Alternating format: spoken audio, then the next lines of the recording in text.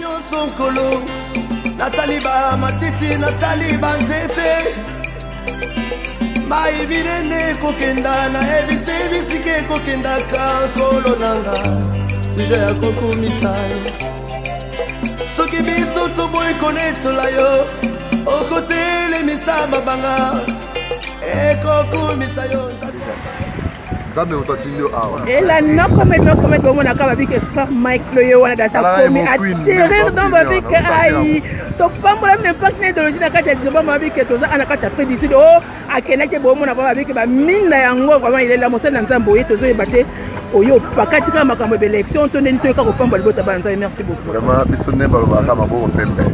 Ne baloba ka maboko pembe. Idéologie za moko. Bomona Queen, bomona Didier. On a matébélé, ça la même balle à pembe. Les producteurs, tous les Congolais ni bossa honneur na biso na mboka libanda tandis que vraiment disait kabish a pamboli population congolaise. Comment ça se pamboli pour na kopengisa mosala nza papa nanga. Bali tango na tima pour le poko pamboli c'est un peu ça mais là pamboli bota bana nza. Na obenga bino le 15. C'est samedi à l'eau. Tokota na chino sur place wana oboyebi. Na ba pese no ba détail sur adresse bino nde ba kolo daba.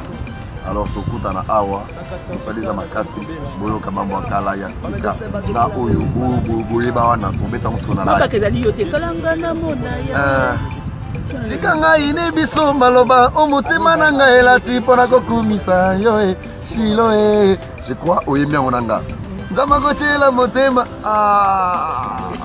babili kabiso mwa commentaire moko zolanga babili mon producteur ba babike mikolo make yonde oke liboso esuka kaka na frère flotter donc ekene mutika et puis asuka kaka l'autre ayet toujours et donc on est bien comment la population congolaise bon nazo ya liboso nazo pesa nanu ye mosala nzambe merci nanu nzamba pamboli lisusu parce que ayena le pamboli pana biso andimi lettre na biso teneliye ayeboli na biso aliboso nazo pesa nanu peuple na biso nyonso ya libanda awa merci mingi mpona koyamba nanu nanu bandeko oyo batiki makambo balobi kobaya nanu kosala nanu sécurité ya mai na liban donc epesi elakisi ke toza nanu bomoko elakisi bolingo en tout cas ezeli bino le 15 kolege baya obetanga oya bino nyonso tokomisa nzambe esika moko maître batunaki Jésus Christ babiki babito tuna est-ce que osala nzambe nanga beze na ndenge ya magie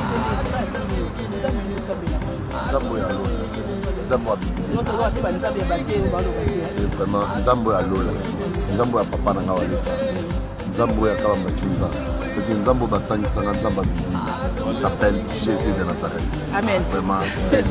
Et non comme Babi comment pour prendre makambo on est là tout avec Babi que mimi to kutana kwa Babi mon boss banque mondiale exemple à Babi que so mona bilili ko baka merci na mec de mec Babi que les deux Babi Nicolas Misabino le vrai caméraman Babi réalisateur ça ma solo Babi quand la bombe bien na nani boko mona vraiment Babi respect na ko fula banque mondiale exemple parce que bisous à mon boss donc j'ai besoin de temps merci la chave